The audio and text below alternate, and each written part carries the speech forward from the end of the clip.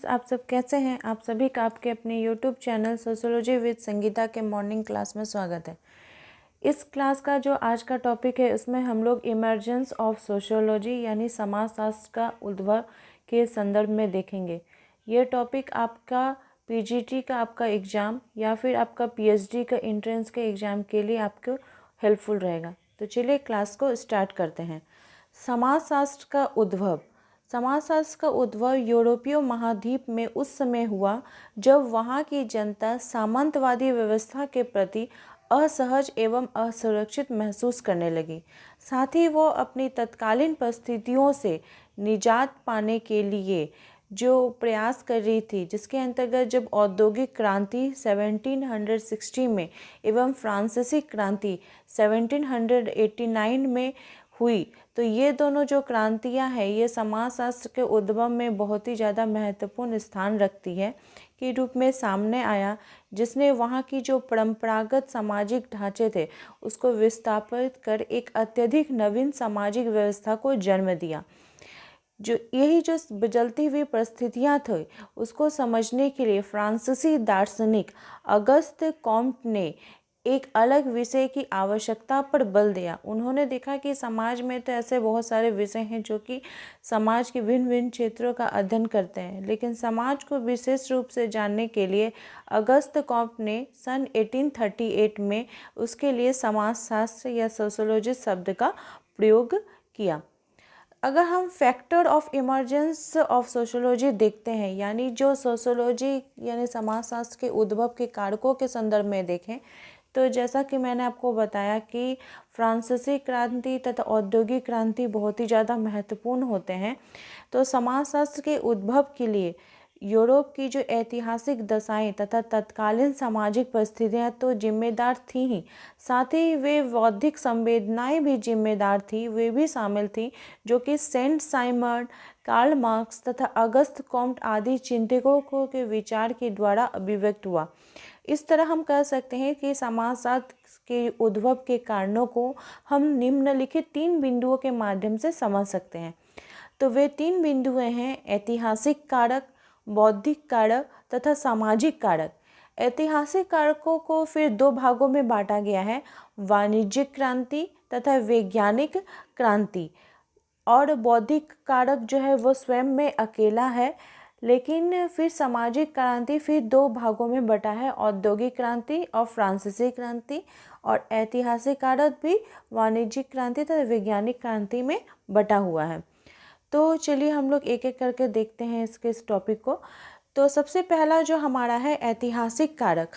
ऐतिहासिक कारक को अगर नज़र डालें तो यूरोप में 12वीं शताब्दी में हुई वाणिज्यिक क्रांति एवं 14वीं शताब्दी में हुई वैज्ञानिक क्रांति ने जनता को यह सोचने पर मजबूर कर दिया कि उसकी दीनहीन दशा में सुधार राजा या धर्म प्रचारकों की कृपा से नहीं बल्कि स्वयं के प्रयासों से ही हो सकता है। पहले के समाज में 12वीं से 14वीं शताब्दी में क्या था कि लोग सोचते थे कि हम धर्म का कार्य करेंगे या राजा हमारे लिए काम करेंगे, लेकिन क्या जब वो क्रांतियाँ हुई तो ये बात पर बल दिया गया कि अगर व्यक्ति स्वयं से प्रयास करे तो वो अपनी स्थिति में सुधार ला सकता है। तो सबसे पहला आ जाता है ऐतिहासिक कारकों में वाणिज्यिक क्रांति। वाणिज्यिक क्रांति के दौरान यूरोप के लोग सिल्क का व्यापार, मसालों के व्यापार एवं अन्य वस्तुओं के व्यापारों में नए नए क्षेत्रों की खोज करने लगे। साथ ही नए स्थापित हो रहे राज्य जैसे समुद्री यात्रा के द्वारा व्यापार के नए रास्ते तलाशने लगे, जिससे यूरोप वासियों को बड़ा व्यापार क्षेत्र एवं आय के नए स्रोत प्राप्त हो गए, जो उनकी आर्थिक स्थिति को सुधार करने में मददगार साबित हुआ। दूसरा आया वैज्ञानिक क्रांति। इस क्रांति ने यूरोप की सामंतवादी परंपरागत सोच को बदलने में महत्वपूर्ण भूमिका निभाई। इस क्रांति के शुरुआत कोपरनिकस से होती है, जब उन्होंने ये बात बताया। पहले यह रूढ़िवादिता थी कि पृथ्वी केंद्र में है और पृथ्वी के चारों तरफ जो है सारे ग्रह नक्षत्र घूमते हैं। तो उन्होंने ये रूढ़िवादी को नष्ट किया तथा उन्होंने धार्मिक कट्टरपंथी जो लोग थे उनको चुनौती दी और कहा कि ब्रह्मांड का केंद्र में सूर्य है, ना कि पृथ्वी, और सूर्य के चारों तरफ ही जितने भी ग्रह नक्षत्र हैं वे क्या करते हैं, चक्कर लगाते हैं। तो इसके अतिरिक्त फिर न्यूटन का उन्होंने जो मोशन ऑफ लॉ को प्रतिपादित किया था, यानी गति का नियम, उसे भी सार्वभौमिक किया गया। जो सार्वभौमिक गुरुत्वाकर्षण का नियम था ने लोगों को प्रकृति के बारे में नए सिरे से सोचने में मदद किया। और उन्होंने ये भी मदद किया कि यूरोप की जो यह बदलती मनोवृत्ति है, जिसके कारण क्या हुआ कि पुनर्जागरण का काल हुआ, यानी रेनेसांस का ईयर सामने आया। सेकंड हम लोग देखते हैं बौद्धिक कारक। तो 19वीं शताब्दी में हीगल एवं सेंट साइमन का लेखन यूरोप में एक बौद्धिक आंदोलन बन गया। हीगल के अनुसार चेतना से अस्तित्व का निर्माण होता है, जिसके माध्यम से वे यूरोप की जनता को यह संदेश देना चाहते थे कि यदि व्यक्ति अपनी सोच को दृढ़तापूर्वक करता है और उसे यथार्थ में बदलने की कोशिश करता है, तभी वो अपनी दीनहीन स्थिति से मुक्ति पा सकता है, ना कि राजा या ईश्वरीय कृपा से वो अपनी स्थिति में सुधार कर सकता है। इसके लिए उन्होंने अपनी पुस्तक फिलॉसफी ऑफ राइट में राज्य एवं नागरिक समाज के साथ जो संबंध है इसका उन्होंने वर्णन किया। साथ ही उनका मत है कि अधिकार और कर्तव्य दोनों राज्य के अंदर एक ही साथ चलते हैं तथा उन दोनों के बीच एक संबंध बना होता है। अर्थात यह है कि यदि राज्य के प्रति अपने कर्तव्यों को हम पालन करते हैं तो उन कर्तव्यों से जुड़े जो हमारे अधिकार हैं वे भी सुरक्षित होने चाहिए।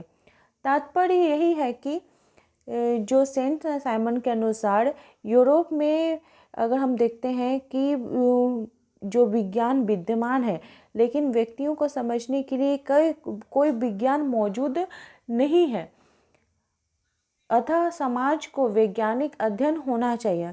यह बौद्धिक आंदोलन जो है वो यूरोपीय सामाजिक व्यवस्था में नहीं था, क्योंकि यह सामाजिक परिवर्तन एवं समुद्र मार्ग से बढ़ते व्यापार के द्वारा अन्य देशों से मिली संस्कृतियों की भिन्नता के कारण समाज संक्रमण के दौर से गुजर रहा था तथा प्राकृतिक विज्ञान के क्षेत्र में भी हमें यह प्रभाव देखने को मिल रहा था।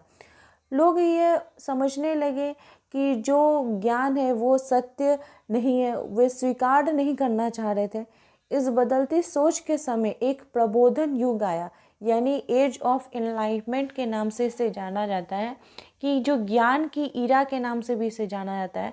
इसी सोच के कारण ही फ्रांसीसी एवं औद्योगिक क्रांतियां हुई। समाजशास्त्र के क्षेत्र में अगर हम देखते हैं तो समाजशास्त्र की शुरुआत प्रबोधनकालीन दार्शनिक मॉन्टेस्क्यू एवं रूसो के विचारों से संपन्न हुई। जब वे कहते हैं कि मनुष्य स्वयं में ब्रह्मांड को नियंत्रित कर सकता है, ना कि उसे परंपरागत रूढ़ियों एवं अंधविश्वासों को छोड़कर नए शीशे से विचार करना चाहिए। विज्ञान के बढ़ते प्रभाव के कारण लोगों द्वारा पुरानी परंपराओं एवं संस्थाओं से अपने ही अलग करने की जो प्रवृत्ति थी वो बढ़ती जा रही थी। इन्हीं परिस्थितियों में समाज वैज्ञानिकों ने भी सामाजिक समस्या का समाधान वैज्ञानिक तरीके से सुलझाने का प्रयास किया। तो इसमें सर्वप्रथम किसका नाम आता है? अगस्त कॉम्ट का। अगस्त कॉम्ट ने जो प्रबोधनकालीन विचार थे उससे वे प्रभावित थे एवं ऐसे सिद्धांतों का वे निर्माण करना चाहते थे जो कि समाज की समग्रता में अध्ययन करे, क्योंकि अन्य सामाजिक विज्ञान समाज के किसी विशेष पक्ष का ही अध्ययन कर रही थी। लेकिन विज्ञानिता के महत्व को देखते हुए अगस्त कॉम्ट ने सर्वप्रथम अपने विषय का नाम सामाजिक भौतिकी रखा, यानी कि सोशल फिजिक्स रखा। लेकिन ये नाम फिर आगे चलकर 1838 में इसे समाजशास्त्र किया गया, क्योंकि जो सोशल फिजिक्स है, भौतिकी है, वो विज्ञान के विषय में बताती है। तो विज्ञान क्या होता है कि उसमें परिवर्तन संभव नहीं हो पाता है, कि उसमें चेंज नहीं आता है।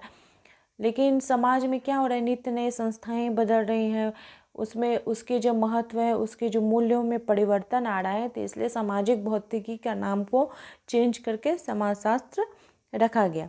अब हम लोग चलिए देखते हैं कि सामाजिक कारकों के तरफ। जो सामाजिक कारक थे जिसके कारण जो समाजशास्त्र का उद्भव हुआ, वे कौन से सामाजिक कारक थे? तो उसमें सबसे पहला आता है औद्योगिक क्रांति का, यानी इंडस्ट्रियल रिवॉल्यूशन का। इसकी शुरुआत 1760 में से मानी जाती है, जो मुख्यतः उस समय कौन कौन से उद्योग होते थे, तो कपास, खनन एवं परिवहन के क्षेत्र में से शुरू हुआ, किंतु लोगों ने अपने बुद्धि का प्रयोग कर अन्य क्षेत्रों में भी मशीनों का आविष्कार कर लिया। यह एक ऐसा समय था कि औद्योगिकरण का, जिसके अंतर्गत कृषि का भी मशीनीकरण हो गया, टेक्सटाइल आ गए, उद्योग विनिर्माण के क्षेत्र आ गए, ऊर्जा के क्षेत्र में क्रांतिकारी परिवर्तन हुआ, जिससे वहाँ के लोगों को सामाजिक, आर्थिक एवं सांस्कृतिक जीवन को वे क्या होता है प्रभावित करते हैं। औद्योगिक क्रांति शब्द का प्रयोग सर्वप्रथम ब्लांकी ने किया था, लेकिन यह चर्चा में तब आया जब ब्रिटिश इतिहासकार अर्नल्ड टाइनबी ने इस शब्द का प्रयोग ब्रिटेन में 1760 से 1840 के बीच आर्थिक विकास का वर्णन करने के लिए किया। उन्होंने बताया कि औद्योगिक क्रांति समाजशास्त्रीय दृष्टि से इसलिए महत्वपूर्ण साबित हुए क्योंकि इसने न केवल उत्पादन के क्षेत्र में बदलाव किया, बल्कि लोगों ने पहली बार अभाव मुक्त समाज की संभावनाओं का भी अनुभव किया। उस दौरान ब्रिटेन की सामूहिक आवश्यकता से लगभग 10 गुना अधिक उत्पादन हुआ था। इस संपन्नता से लोगों की बौद्धिक सोच में भी परिवर्तन आया, क्योंकि उन्होंने औद्योगिक क्रांति से पहले मनुष्य अपने दरिद्रता का कारण प्राकृतिक या दैवीय शक्तियों की इच्छाओं का प्रतिफल माना करते थे। लेकिन जब उन्होंने स्वयं प्रयास से अपने आवश्यकता से अधिक उत्पादन करने में सफलता प्राप्त की, तब उनकी ईश्वरीय सत्ता के विश्वास में कमी आई और इस विचार ने जन्म लिया कि हमारी दरिद्रता का कारण शोषण एवं हमारी अज्ञानता है, न कि ईश्वरीय सत्ता। औद्योगिक क्रांति के दौरान लोग कृषि कार्य को छोड़कर फैक्ट्री के कामों की तलाश में शहरों की ओर पलायन करने लगे। इस तरह क्रांति के दौरान उत्पादन, विनिर्माण, वितरण आदि में बड़ा बदलाव हमें देखने को मिला। इस बदलती व्यवस्था के साथ ही बाल अपराध भी देखने को मिले। संगठित अपराध, मालिक कर्मचारी विवाद कई प्रकार की चुनौतियों के रूप में हमारे सामने आया। इसका समाधान ढूंढने में हम जब अगस्त कॉम्ट के प्रयासों को देख सकते हैं, उनके अनुसार इन परिवर्तनों को समझने के लिए हमें समाज की वास्तविकता को पूर्ण रूपेण समझना होगा एवं इसके लिए एक अलग विषय का होना अति आवश्यक होता है, जिसके लिए अगस्त कॉम्ट ने समाजशास्त्र शब्द का प्रयोग किया। सेकंड हम लोग देखते हैं फ्रांसीसी क्रांति। फ्रांसीसी क्रांति स्वतंत्रता एवं बंधुत्व के लक्ष्य के साथ हमें सन 1789 में यह शुरू हुई। इसमें समानता यानी जो इक्वलिटी है एवं बंधुत्व यानी फ्रॉटर्निटी, स्वतंत्रता यानी लिबर्टी हमें देखने को मिल सकती है। क्रांति से ठीक पहले फ्रांस की जो आर्थिक स्थिति थी वो बहुत ही ज़्यादा जर्जर थी, क्योंकि रोटी का एक टुकड़ा की कीमत भी किसानों के कई दिनों की मजदूरी के बराबर था। जो बोर्बन जो बुर्बा जो राजवंश थे, जो लुई 16 थे, उन्होंने इस संकट से लोगों को बाहर निकालने में भी वे असफल रहे, क्योंकि उनका जीवन जो था वो भोग विलास से परिपूर्ण था। वे जनता को भूखों मरने के लिए छोड़ रहे थे। दूसरी तरफ राजवंश परिवार के जितने भी सदस्य थे, वे जितने भी कर्मचारी थे, वे विलासितापूर्ण जीवन को व्यतीत कर रहे थे। ऐसे में बड़ी मात्रा में लोगों ने जो कर लगाया गया, जिसके कारण बहुत तरह के कर उनके ऊपर लगाए गए थे, जिसके कारण क्रांति का रूप हमें देखने को मिला और यह क्रांति इतिहास को बदल देने वाली घटना साबित हुई। इस क्रांति ने पुराने नियमों एवं विशेषाधिकार को पीछे छोड़ दिया एवं सामंत जो व्यवस्था थी उसके स्थान पर एक नई व्यवस्था का निर्माण हुआ। तो अतः हम इस प्रकार से उपरोक्त जितने भी वर्णन हैं वो सबको देखने के बाद हम कह सकते हैं कि ये जो जितनी भी घटनाएं थी जिसके कारण समाज जो है वो पूरी तरह से बदलने का प्रयास कर रहा था, जिसके कारण समाज को समझने के लिए अगस्त कॉम्ट ने, जो फ्रांसीसी दार्शनिक थे, उन्होंने एक नए विषय समाजशास्त्र को 1838 में इसका प्रतिपादित किया। इसे एक नए विषय के रूप में एक प्रतिपादन किया। तो आई होप आप लोगों को समाजशास्त्र का उद्भव अच्छी प्रकार से समझ में आ गया होगा। ये पीएचडी का जो एंट्रेंस का एग्ज़ाम है उसका जो यूनिट 1 है उसमें आपको पूछा गया है कि इमर्जेंस ऑफ सोशियोलॉजी क्या है। तो ये आपको आपके आने वाले सोशियोलॉजी एग्ज़ाम के लिए हेल्पफुल रहेगा। आपको ये वीडियो अच्छा लगा तो प्लीज़ मेरे चैनल के साथ बने रहें तथा अपने दोस्तों से ज़्यादा से ज़्यादा शेयर करें। Thank you.